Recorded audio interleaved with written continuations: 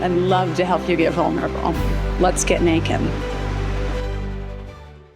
Hey everyone, I'm Anne. Welcome to the Let's Get Naked podcast, where we dive deep into vulnerability. In this space, we'll explore what triggers us, uncover the patterns holding us back, and discover how to take charge of our own growth. If you're ready to dig in, be vulnerable, and face the tough stuff, then buckle up. It's time to get naked. Let's talk about being honest with ourselves. Truly, brutally, humbly honest. Not the performative kind where we say, I'm working on myself, while still lying to our reflection every morning. I mean the kind of honesty that guts you first and rebuilds you later. The kind that doesn't care about your social feed, your curated identity, or whatever sanitized version of your story you've been selling to yourself and the world. The kind of honesty that whispers, hey, maybe you're not the victim or the hero in every situation. Maybe you're just figuring it out like everyone else. But here's the problem. We've let our egos drive the bus. We've handed over the keys, the map, the snacks, and now we're wondering why the trip feels hollow, why we're lost, why nothing ever quite feels like enough. Ego doesn't care about truth, it cares about comfort. It's a control freak with a God complex. It wants to protect you from shame, from vulnerability, from failure, but it also traps you in a box where you can't grow. Your ego is the one telling you that admitting you're wrong will ruin you, that changing course is weakness, that if people saw the real you, the insecure, uncertain, messy version, they'd walk. That voice, that's not your gut. That's your ego talking through a megaphone, dressed like your best friend. And we believe it because it's easier. Because owning up to our blind spots feels like death to the false self we've constructed. But here's the deal. That version of you, built on pride, performance, image, reputation, it's not the real you. It's a hologram that needs constant upkeep. You're not your ego. You're not your job title. You're not your trauma. You're not the mask you've been fine-tuning since high school. You are what's left when all of that burns off, and the faster we get honest about that, the freer we get. Now, here's where it gets weird and beautiful. If you can cut through the noise and face yourself without flinching, without running back into ego's arms, you start to tap into something deeper. Something unshakable. Call it flow, call it peace, call it faith. Not religious dogma or borrowed beliefs. Faith like a knowing, a surrender, a trust that something beyond your ego is steering this whole thing. That if you show up real and let go of the outcome, life starts to meet you where you are. Synchronicity kicks in, doors open, connections feel real. Time moves differently because you're finally in alignment. Not with the world's expectations, but with your truth. Faith, in that sense, is the antidote to ego. Where ego says control, faith says trust. Where ego says prove, faith says be. Where ego says never let them see you sweat, faith says sweat, cry, laugh, just show up. And yeah, it's hard. It's hard to be honest in a world addicted to pretending. It's hard to trust in something invisible when we're trained to worship only what we can measure, monetize, and post about. But the truth is, all that posturing and striving, it's exhausting. And underneath it, we're all starving for something real. So here it is. Stop letting your ego do the talking. Call yourself out, lovingly but firmly. Get off the hamster wheel of validation. Let yourself be wrong. Let yourself grow. Find your flow. And for the love of whatever you believe in, get honest, because nothing else works without it. Today, I'm getting real and vulnerable with Tricia Thomas. Tricia is a wife, mother, teacher assistant, and teller of truth. Let's get curious about her experience. Welcome to the show, Tricia. Hi, thank you. Absolutely. So for our listeners, Tricia is coming to me almost as a surprise because I don't have a lot of background to Tricia's story, which is excellent because I feel like a kid on Christmas Eve, right now. But I do know that you have an impactful story that kind of happened to you, sounds like several years ago, that I would love to maybe just start with if you don't mind. And then we'll kind of back into the other things that kind of, either led up to that or how you've healed afterwards or some of the things that go around that. So if you don't mind, we're just going to dive right in. Okay. Well, Excellent. yeah, the big elephant in the room that I don't always have a lot of space to talk about was in 2002. I was a graduate of college, and I just had my first job and was living on my own. And I decided to go out with some friends, and it just turned into like a mother's worst nightmare. Like, my mom got the phone call in the middle of the night, come to the hospital, and what had happened was I just had probably too much to drink, was possibly drugged, and then woke up in the car with three strange men, and then just fought for my life to get out of that car. Yeah. And just kind of came to and knew I was going in the wrong direction because I saw a sign on the highway that was towards the city that was opposite. I was living in North Carolina at the time. That's my home state, and that's where I picked up a little bit of a Southern accent. But I was not born in the South, believe it or not. But anyway, yeah, so in the vehicle with the three strangers, I was just like woke up and started saying, like, who are you? Where are we going? With like all my might. And like, I just had a voice inside me that was just like, I didn't even recognize, like, just like, get me out of here. And so when they said they were going to either rape me or, just were using vulgar language. And I was like, no, I never said that. I don't know what you're talking about.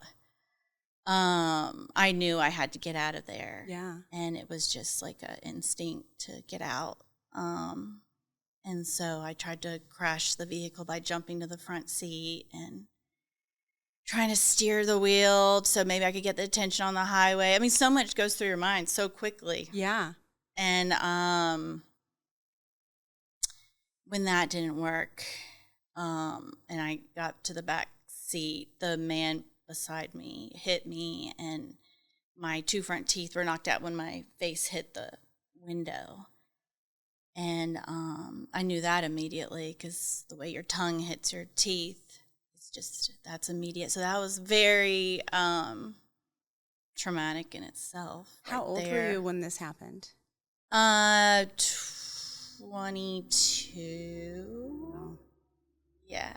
That's scary. Do you remember the men when you were at the bar, or is that No. you don't remember any of that, and then all of a sudden you just come to in Right. a car with people Yeah. driving you the wrong way? Correct.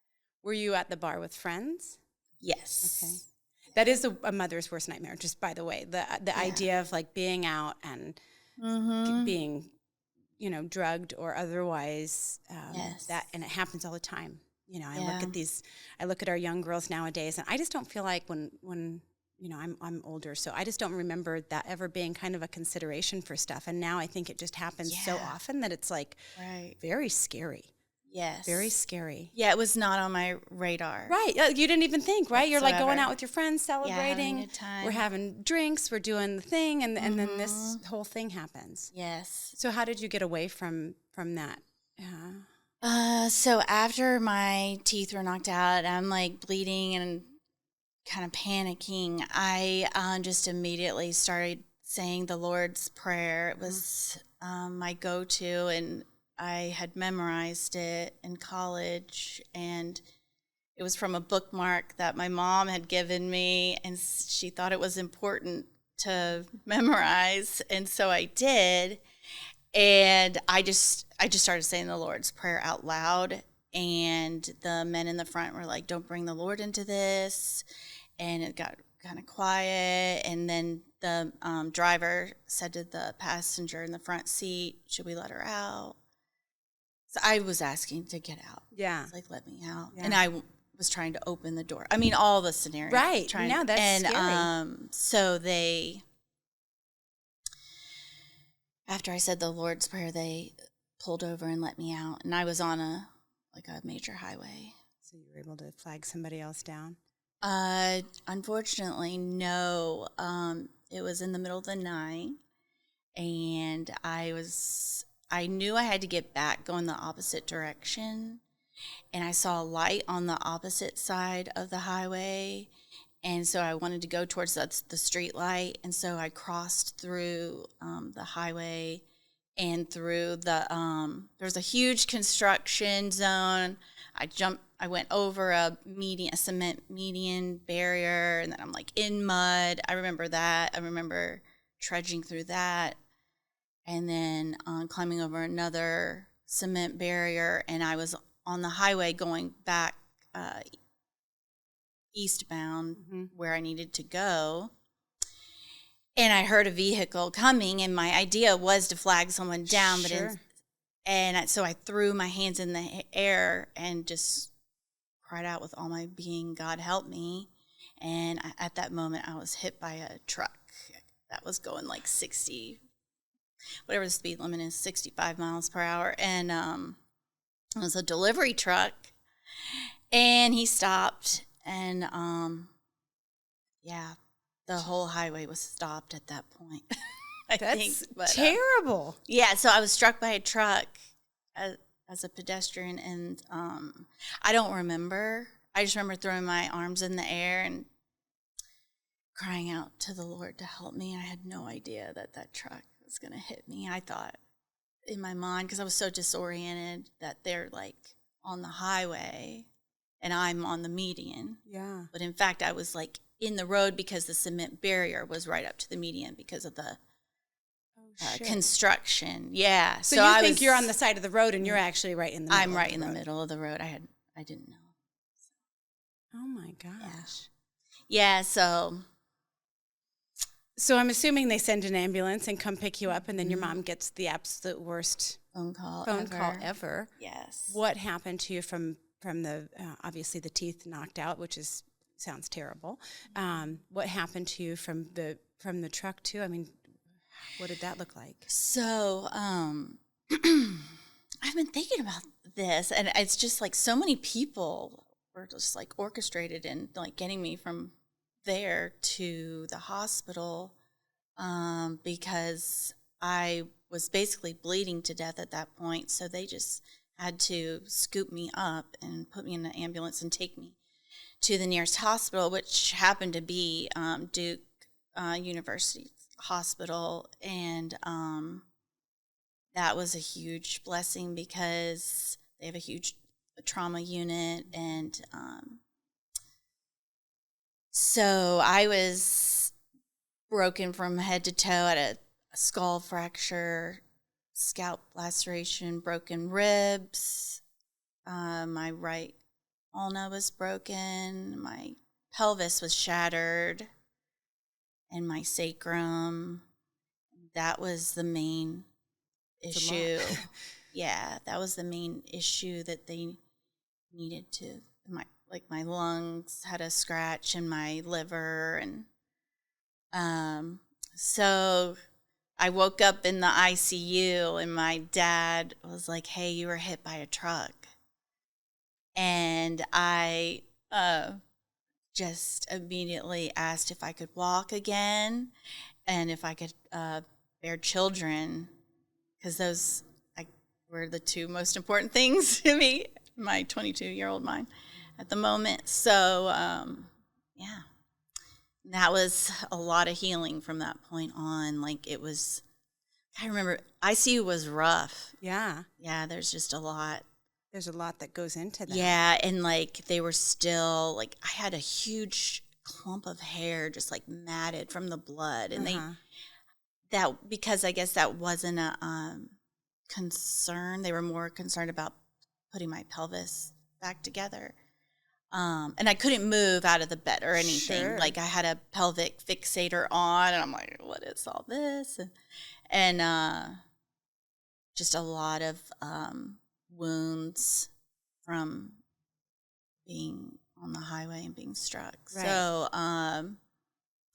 but yeah, this clump of hair, I'll never forget. My hair protected my head, and from the scalp laceration, they didn't, I don't know, probably in all the chaos. They did not put stitches in right away. And so they just kept seeing blood on my pillow. And I just remember it was like it's kind of spotty. And I remember them trying to comb my hair. And it was just so excruciatingly painful. And I was screaming and crying. And I am on like heavy duty, like painkillers, and it is hurting. Sure. And then a surgeon or I don't know, someone who could sew me up. Right. Someone in a doctor costume. Yeah. And it was crazy because like my aunt's there, my dad's there, everybody's in the room, and he's like, turn your head, and they go with the clippers, and you're just like, okay, it almost feels surreal, like while you're dealing with that. Didn't you feel like that when you waking up in the hospital and going like, trying to piece things back together a little bit of what the hell just happened? Yes, and I don't recommend talking to anyone in ICU when they're under that much anesthesia or painkillers and stuff, because it was just like so real and so raw in the moment that anytime somebody would bring it up to me, like when they had an officer, because my parents were trying to get to the bottom of it. Sure. My mom knew I was there against my will. She's like, she's not just walking around on the highway in the middle of the night. So when the police officers came to talk to me, I just remember being really distraught and really upset and just not really being able to piece together what happened. And so I don't think I was really helping myself in that moment. And it just was. That's wild. How many friends did you have out with you at the bar when you were there? What does that look like? Because as a parent of young daughters, right? For me, I'm like, okay, let's talk about what do we tell our daughters so that they know what to look for or what to be careful of or what to avoid, or when we went out to the bar when I was younger, like if you came with me, you're coming home with me. And so I don't like, what does that look like in your friend group? I would definitely reiterate that. Yeah. Came with me, go home with me, with a friend, and just say, hey, we're in it, do or die. Like, right. You're not going with somebody else. But is that when you circled back with your friends afterwards, were they like, you were just gone 1 minute or the next minute? Or was it like you say like, no, I'm going with them? Because obviously when someone drugs you, you're not with it, but you're still doing all of the things, right? Like still walking, talking, we know that. It isn't like you just fall over on the ground, which is even scarier because you could be telling your friends like, no, I'm going to go have fun or whatever that looks like. Right. Oh, yes. So, we had planned on watching a football game, and we did, and it was fun and games, and the football game was over. They won. Everybody's having a good time, and my friend was ready to go home, and some friends of hers offered to give me a ride home because we were still ready to have fun. Yeah. Because our team just won. Yeah. And so her friends said that they would give me a ride home, and I remember that. And then we weren't going home at the first bar, and then I started asking. I remember asking other friends I knew who were there. It's a small town. It's not. Yeah, it's not Uber friendly probably back in 2002 either. I don't know if Uber was even a thing back then. Yeah, in North Carolina, I don't know how it is in college towns here, but you just kind of run into everyone that you know. And I was asking anyone and everyone that I knew because the people who were acquaintances were not going home, and I was ready to go home, and then I just started asking anyone that I knew. Take me home. Okay, I'm ready to go home. I would like to go home. Are you going home? And they're like, no, sorry. Yeah, no. And I was like, okay. So I ended up going with the two acquaintances, and we got in the car and we're leaving, and they're like, oh, we want to go to one more bar. We'll check it out. And I was like, oh, no, I don't want to. I knew I was ready to go home. Right. And, I was definitely intoxicated at that point. There's just no way I was getting myself home. Right. And it wasn't the day and age of, let me call an Uber. I think I had a cell phone, but it wasn't like it is now. Right. Where you're attached at the hip. Right. I don't remember that being on my radar of who I was going to call to come get me. And I think that's kind of weird to think about now, because that's not really the situation. Like now, I think young women would have that outlet to call the 100 people on their list. Or, Right. I don't know, instant Anybody? message someone, put it out there on any of the things, the Right. platforms. All of the ways Help. that we communicate Yeah. now. Mayday. Yeah. I don't know. Yeah. So, I would hope that they would do that, and don't be ashamed if you need to do that. Yeah. Just do it. Yeah. But so we ended up going to another bar, and I continued to drink, and it was too much, and I don't really remember much other than walking in the door and then trying to get back in the door to get my things when I was left. I remember trying to get back in, like, hey, I left my things, I need to go. And the man with the broom saying, no, sorry, your things aren't in here. And that's all. I mean, that's waking up in a vehicle with 3 strange men. Yeah. So I think the time frame from the last bar and then where I was on the highway was probably about 20, 30 minutes, Okay. I would think. And so maybe I fell asleep because I woke up Right. in the car with this 3 strange men. Was like, who are you? Where are we going? What are we doing? And they threatened me. There's something so vulnerable about being young and not, I mean, think about what you know now as compared to what you knew then, just about how the world works and how people are and all of that. Like, it feels very scary to me to have daughters that are in their early 20s navigating life, because Yes. there's all of this stuff that happens that, ugh. Yes. Yeah. I mean, they also need to be careful with their Uber drivers now. Oh, and yeah, their with Lyft everything. riders and With everything. everything. So it is important, I think, to have a plan. Yeah. Did in North And- Carolina when you were younger, was obviously in college, I'm assuming alcohol was kind of glamorized, right? I find that with young people that it's like, it was for me for sure, right? Of just, we're going to party, we're going to have a good time. And you just Yeah. don't even kind of consider some of those, the big bad wolf that's out there, right? Until you hear stories like this where it's like, holy shit, that happens, right? Yes. I mean, this is a pivotal point for you in your life, I'm guessing. Yes. Yeah. Oh, yeah. I mean, I almost died Right. from a night of partying, and I definitely would not be here if I had not, like, I don't even know.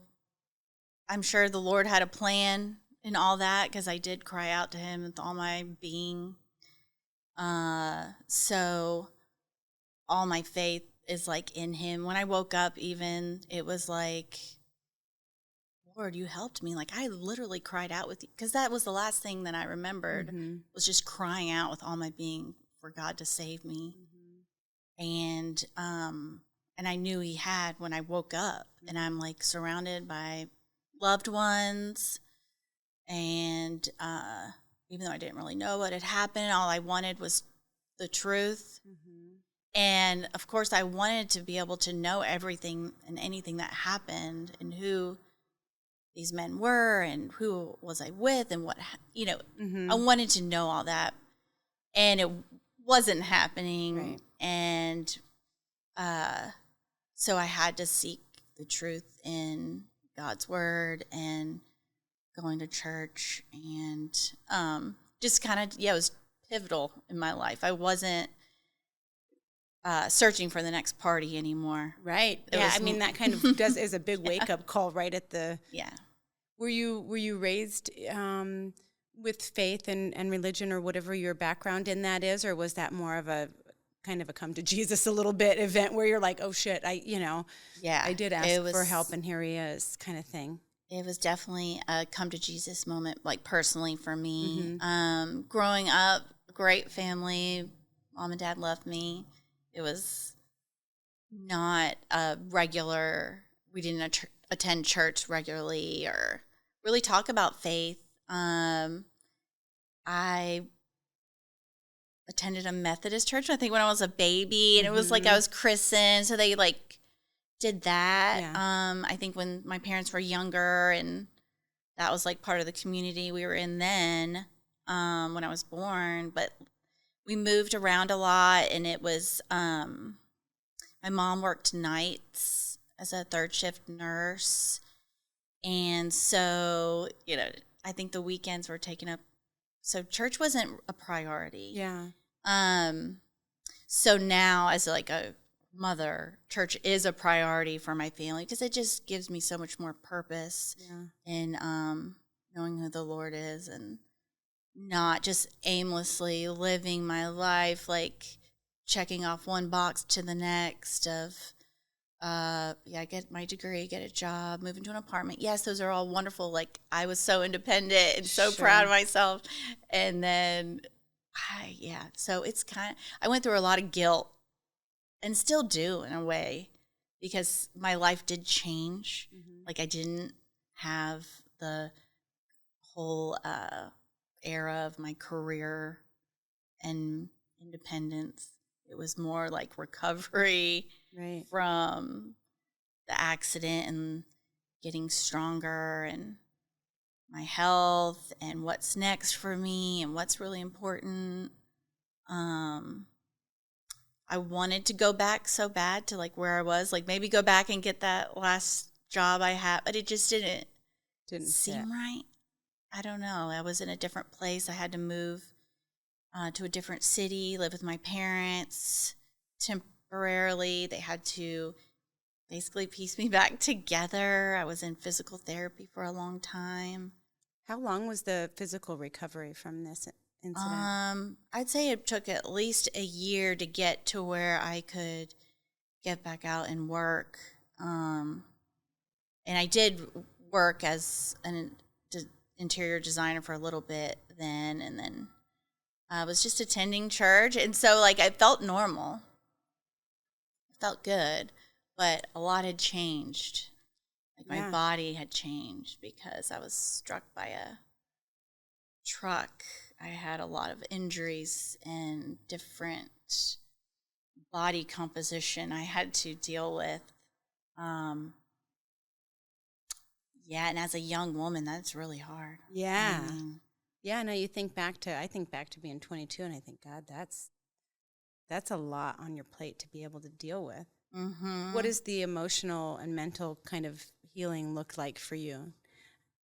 Do you feel like that's something that you kind of addressed right away, or is that something that has kind of drug around you, behind you like a wrecking ball a little bit, and not even kind of realize the impact of that stuff? I find that kind of ends up being typical for lots of different big events that people happen. They think, okay, I'm fine, and you get the physical part of it healed, but then it's like, okay, well, what does that look like for the emotional and the mental aspects of just how scary that whole situation is, and being in a situation? I can't even imagine waking up in a car with, 3 dudes that are there to do harm, right? And then obviously that doesn't even factor in the hit by a truck.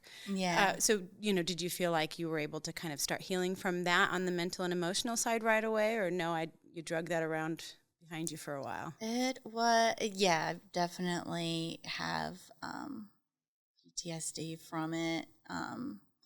And right away I went into therapy and had to process just the shame and guilt that came with it.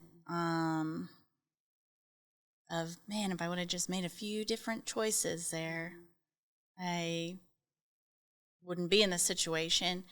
And so just getting past that and just realizing that, okay, I can't change what has happened. I need to move forward. And so I processed it, and a lot of it was with my faith and just reading God's word. And like, there's so much in the Bible that was helpful to me and comforting, knowing that the Lord was with me that night, even though it was a horrible situation. He was with me that night, and he always is with me, and just kind of always returning to the Lord. And yes, I was young still, just a baby, so I still was going off the beaten path a little bit. Sure. I was trying to go back to my old ways a few times, and I'm like, nope, that's still not working. Yeah. And so I just decided it's just like a decision to follow what's right and really stick to that. And I started meeting new friends. I was in a new city, meeting new friends at church, and also keeping old friends. And, they were such a huge support system for me. Oh, man, I don't want to. They were a really huge support system for me while I was in the hospital. And so it's, so it was like combining the old with the new. It wasn't completely out with the old, and I couldn't forget what happened. Like, some people wanted me to just forget what happened and just move on. And it's not, it's kind of just like embedded in my body. And even now, going to therapy, I love learning more about that and how it's basically in my nervous system. I never really realized how your body holds on to these things. And I don't know if it's because I'm getting older or what. You're getting wiser. That's what I guess I'm getting wiser. But it's true, though. You learn all of still those processing. things. Yeah. And it's interesting because when you said people telling you, just get over it, right? At any stage in any of that, they maybe don't understand that your body does hold on to that kind of at a molecular level, and that it is really important to kind of unearth that stuff. You mentioned something about having guilt, and it feels like maybe that's still something that needs to be addressed, right? Because you still feel like you're carrying the weight of that around. No judgment. We all do that from the different stuff that we deal with. But if you didn't know that, oh, I do see where I'm carrying that around, or I do see where that's still affecting me, and there's work to be done with it, that's powerful. That's powerful work. I look at that stuff and it's like, I want to be the best, lightest possible, freest version of myself that I can. And that takes dirty, gross work of getting in and seeing, why do I feel guilty about this? Unpacking all of that and seeing, where does this stem from? Because I look back at different things that I got myself into when I was a younger girl, and it was like, what was my part in that, right? Because I drank a lot when I was younger. Not saying you drank a lot, but in that evening you drank a lot, right? I drank a lot, right? And then it was like, I don't feel like I have the right to kind of be hurt for situations I put myself in because I did that. And it's like, no, that's actually not true. Yes, both of those things can be true. Yes, I drank too much and I put myself in situations that kept me at risk, but also it doesn't negate the fact that somebody took advantage of you in that moment, those men. It doesn't change that fact. And so really being able to kind of set down the guilt for that, or any of that just kind of still holds you, it's important to be able to release that so that it doesn't weigh on you and that you're not carrying it around and then passing it down to your kiddos. Right? Oh, you have absolutely. kiddos. I do. Okay, tell me ages. And I have a 16-year-old son and a 15-year-old daughter. Okay. And so maybe it's just stirring up in me all of these whoa, when I was that young. Yeah. Did you talk with your parents about stuff? Were you open with them when you were young? Do you feel like, or was not it nearly as open as my kids are with me? And I love that they're so open with me, and Isn't that we can excellent? have all of these conversations. And it's there's always a teaching moment in there, and from both sides probably, right? I find that my kiddos are my biggest teachers, right? So I'm teaching them, they're teaching me. That's just who I'm doing life with, and that feels fun. So I'm assuming your kiddos know about this incident that happened, or do you not? Have you talked to them about that? How do you prepare them for being in a position where they could potentially be vulnerable to somebody taking advantage? So when I was on the last podcast, I told them that I was going on a podcast. I was going to be sharing my story, and if they want to know my story, I'm happy to tell them. I know they knew a little bit about it. They knew just and it's not light. It's Mom was hit by a truck. Right. It's not real light and fuzzy and happy, and I was like, if you want to know more about that, I'm happy to share with you. If you want to hear it from me directly, or if you want to listen to the podcast, it's totally up to you. And they're just they're like, oh, we'd love to hear it. And so I told them, and I just kind of gave them the abbreviated version. I didn't say like I was falling down drunk, I don't know. It's just for their age. I just wanted them to know that if it wasn't for God, I probably wouldn't be here. There's just no way I could have survived being struck by a truck going that fast. I don't know many people I don't know anyone else who has been through that experience, really. Right, it's pretty truly. savage. Pretty savage. So my son, as sweet as he's like, whoa, Mom, you have lure. And I'm like, what are you talking about? What did he say? You have what? Lure. I think that's like a term. No, I have an 18-year-old too. He uses words all the time. I have no idea. And I was like, so that means like good, right? He was like, yeah. I was like, because I'm thinking like fishing lure. Like, sure. And, and so, kids. yeah. And I was like, oh, that's so, like, just so comforting that he was just like so positive and wanted to hear more. Yeah. And my daughter's like, I'm never going to a bar ever. Yeah. And my husband's like, that's perfect. Right. We'd love that to be a thing. I know. I'm like, no, you just got to plan accordingly. Yeah. And with alcohol, it's just, inhibitions are lowered once you pass a threshold.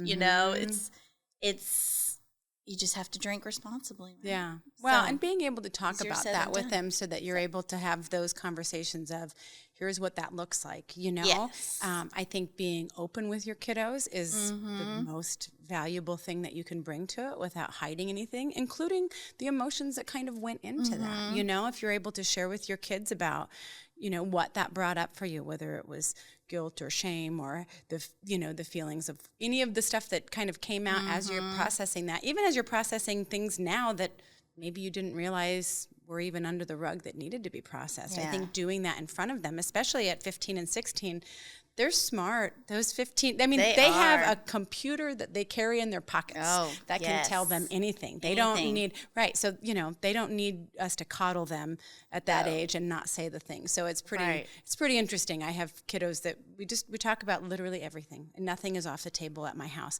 I was talking to Mel before we started the podcast, and she was telling about her kiddos and having this safety zone. I hope you don't mind me saying that. Having this safety zone where it's like her kiddos can say, I like request safety zone, which means Mom doesn't get to say anything. She just gets to listen with no expression love on her it. face. I Oh, know. that's so and I just thought good. I wanted to share that because I think what an amazing tool Yes. to be able to implement with your kids so that they Absolutely. feel safe to be able to say any of the things, Yes. right? Because that really, when you are able to hold space for them in a way where they're not in trouble for anything, you're not going to judge them for anything, you're just going to be supportive. It's really powerful to be able to do that with your kids. It is. And 9 times out of 10, we've either experienced it, whatever it is they're going through, or we know someone who has experienced whatever it may be. Yeah. And Don't then they know. can handle it and navigate And anything. we can handle it. You can tell us. We're not going to freak out. Huh. But yeah, we have to keep a straight face. My a daughter, hard like one. if I make too many faces, she does not like it. So I really have to zone in and just listen. Yeah. I'm just listening, Yeah. like A straight lot- face. A lot of times in my head, I'm thinking, is this really my life right now? Because they're saying, like my kids say outrageous things to me, especially my middle daughter. I think she does it just to try to see if she can get a reaction out of me. But I'm like, Yes. Oh, I'm just sitting there with a absolutely. straight face while she's vomiting all over the, word vomiting everywhere. I'm just Yes. like, it's fine. Everything's fine. Just don't make a face. It's like, okay, then what are we Yeah. going to do about that? Whatever it is. Give it some time to process. And I try not to like give too much advice right off the bat. Yes, which is great. Sometimes they just need you to listen and hold space. Oh, for sure. I think parents think so much that they need to, we don't know anything. Stop talking, right? Like let them talk and talk through their feelings and encourage them. Be curious with them about the things that come up for them instead of giving our old shitty advice that's from however long ago that was just Yes. handed down to us. I don't know that I had much advice. Well, exactly, right? So we're just making it up from the stupid places that we got it from, wherever that was, and then a lot of parents think, okay, well, we know everything, so we're kind of coming from this authority place, and, I'm the parent, so I'm not going to be the one that learns from my kids, and I think you're missing the boat.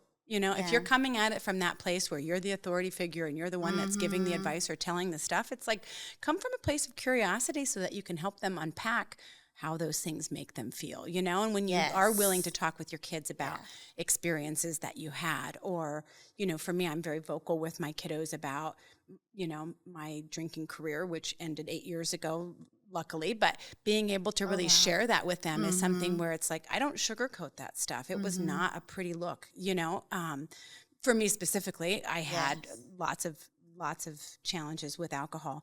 And so being able to be vulnerable enough in front of your kids to speak about that so that they can see we're not perfect. I'm just the steward of getting you to where you can feed yourself and get out there and do your own human experience. I don't know any better than anybody else does. Right. Absolutely. So it's fun to do that. So do you talk with your daughter about kind of being careful in situations where, like getting roofied? I mean, I see certain things that just make me sick to my stomach of how easy that is. And it's like these girls go out and it's like, oh, we're going to have such a good time. Very similar to what you did, right? It's like, oh, we're celebrating. We're going to have such a good time. Not a care in the world. And then it just really changes the whole course of your life. Yeah. I think I have her whole life kind of, hopefully I didn't put her too much on edge, but just always looking over my shoulder, like thinking I'm going to be kidnapped. Yeah. I don't want her to be kidnapped. Right. And it wasn't like, we've are an Air Force family. My husband's retired. So we would move into new situations every 10 months to 2 years, 2 to 3 years. And so I don't know. It was always like, stay right by me, stay right. So that safety net, I was always her safety net. And now, the conversation is kind of turned to who are your friends? What are they doing? Put yourself in a situation where you can get out. You can call me. You can always call me in anything, or your dad or another trusted adult. Yeah. Just being able to navigate. Yeah. When they do, my son, it's different. I feel like he has already shown me that he is so responsible and will not go with whatever the crowd's doing. I mean, is he still a child? Yes, he's a young man, but he's still. You can read that. You can read that on kiddos, I think. And I think it's awesome when you have kids that don't want to just get in with the herd. And really kind of march to the beat of their own drummer. That's all I want from my kids. Right. They stand up for what they believe. Yeah, and I think young women have maybe a little bit more influence from their friends more than males in a way that, they want to, whether it comes from how they want to look or dress to, it really needs to be about who is helping them to be their best self and who makes them feel most like themselves, or that they can be honest and open and feel good and not feel like they have anything to prove to someone else. So, I mean, she's 15, she'll be 16, and she is ready to get her license. I mean, she's counting down the days. She's ready to get out there and start terrorizing the roads. Yes, and she's not really intimidated by life, and I love her. She has a much stronger confidence than me, probably at that age, and I don't know. I'm happy about that. I'm happy that her confidence is probably due to her faith and her upbringing, and I always tried to have that backbone in them that they can turn to the Lord for anything, for a relationship, for encouragement, love. They're going to get way more love from Jesus than anyone in the world other than me. Well, having a strong belief in your higher power and really being comfortable in who you are as a person without outside influences is so important, right? Because your friends will chatter and all of that stuff will come and go, but really being steadfast in who you are and, having a support system in you, it's extremely important for them. I look at raising kids now and I'm so happy. My son is graduating high school tomorrow and I'm so happy to not have little kids anymore, because what is happening around us, to me, with like social media and trying to keep your kids grounded and not, like being able to be their authentic selves and comfortable with who they are and, have an understanding of, their higher power or whatever that looks like for each individual. That's so important to me. But I think it's just, there's so much noise. There's so much noise that it makes it so hard for them to just get quiet and really have an understanding of who they are, which I think is what brings in all of this kind of outside BS that a lot of us, struggle with over the years. So. Oh my goodness. Yeah. Yes. I could not imagine. I mean, now even like us as moms now trying to navigate that with our children, like here's the research, like you got to put the phone down, like you got to have some self-control here. Yeah. And then we have so much more to worry about as far as like teaching them, like, you've got to set boundaries for yourself and for other, and with your relationships with others. Sure. And it's just, there's so much numbing that happens. Yes. So much numbing. It's savage when you look around at it. It is. Once you see it, you can't unsee it, No. So you look around and you watch as people numb with things, and it's like everyone's so afraid to just be quiet and be with themselves, right? Like I talk about emotional intelligence a lot on this podcast because I think that that's hugely important with everything, right? I think that's contributes to the problems the way that we have them nowadays, because people don't understand their emotions or how to work with them, and then we just numb, right? We get into this hamster wheel of life where we're just rinse, lather, repeating stuff, and not really connecting, not really having that where we set our phones down or our technology down or our whatever it is that we're numbing with, alcohol or, whatever it is. So I think that's really important in families to have those conversations and to talk about how that makes you feel. How does it make you feel when this happens or that happens? And they're still going to have their phones. They're still going to do all the stuff that they do. But knowing that you're that safe space and being able to talk with you about anything and modeling emotional intelligence to them too. I work on myself so that I can be a better version of myself for them, right? Like, yes, for me too. But they're watching. My 8-year-old self is watching. My 80-year-old self is watching, So being able to have emotional intelligence and really say, okay, I don't want to carry that guilt or shame around, or I'm not gonna, like, whatever it looks like, right? Like your story is unique to you, but everyone has their things that then if they don't heal all the way from, or if they don't process all the way from, when you're talking about you're looking over your shoulder and you're worried, you're passing that down to your daughter. Yes. And we wouldn't want to do that, but we do it all the time. We do, right? I passed on stuff to my daughters that I didn't realize until later, where I'm like, oh, well, that was terrible. Like, you should have handed it back. That was terrible, but I know. But it is, right? We have these experiences that happen, and then it's like we don't fully heal from that. Right. So really doing the work. You said that you had tried EMDR. Was that effective in kind of helping with your stuff? Is that something that you'll continue with, or? I will definitely continue with it. And after the first session, it was heavy. Yeah. It was really heavy. I didn't really realize how much my body had just like held on to so much. And so I was really tired the next day. Well, you just ran an emotional marathon. That's what they say absolutely. With that kind of work. Yes. I think that kind of work is way more powerful than just doing like talk therapy. And nothing against talk therapy, but it's like that is powerful to me. And that wasn't really available at the time, or maybe my therapist didn't know, or all the different therapists. It hadn't really been brought up until recently. Yeah. And so I'm excited to unpack that. Yeah, for sure. And I love being intentional with my kids and really trying to we need to just be intentional with our relationships with our children, and like you said, have that connection and teach them how to have a connection with others and community. And because I think when I was younger, it was more about numbing the pain. Yeah. Or just still pretending like they are.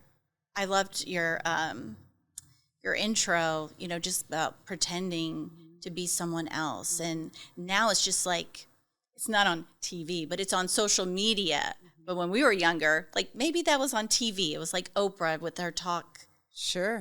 With her talk show. And that's how people were sharing. But they were being authentic for the most, I think. But now it's like trying to be something you're not, but on social media.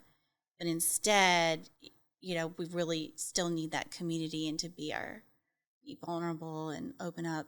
Yeah. About anything. You isolate yourself by doing that. Everyone that's trying to pretend to be something that they're not, you're isolating yourself, right? You're not dealing with your authentic self and really being able to express yourself in those ways and have connection with other people. Then you feel disconnected, then we numb, right? I mean, it's just, we don't deal with our shit, we numb. We don't deal with our shit, we numb. We don't deal with our shit, we just keep pushing it down. That whole, I'm fine, it's fine, everything's fine. It's like, open your eyes, people. you know, it's not fine. We need to be able to like talk about the things. And there's not an award that you get at the end if like you were the least messy, because I'm definitely not in the running for that. Just FYI to everyone. Messiest, exactly. Messy AF, and that's okay, right? Like, I know who I am. I'm not trying to be somebody that I'm not, and I encourage other people to do the same thing. I think the more that we do that in front of other people, it gives them permission to do the same, right? Like, my family is a group of misfits in the best possible way, because everyone just marches to the beat of their own drummer and doesn't give a fuck. It's so lovely, right? Like, we're kind, we're good people, we're all the things, but we're not trying to put on, masks. We're done with that, and I encourage other people to really be able to set that down too. So, for sure. Well, thank you so much, Tricia, for coming and spending time with me today and sharing your story. I really appreciate it. So yeah, that's our time for today. If you would do all of the things to support the podcast, follow, share, rate, review, and then if you have questions or suggestions, please send us an email, ladies@letsgetnakedpodcast.com. Catch you next time. That's a wrap.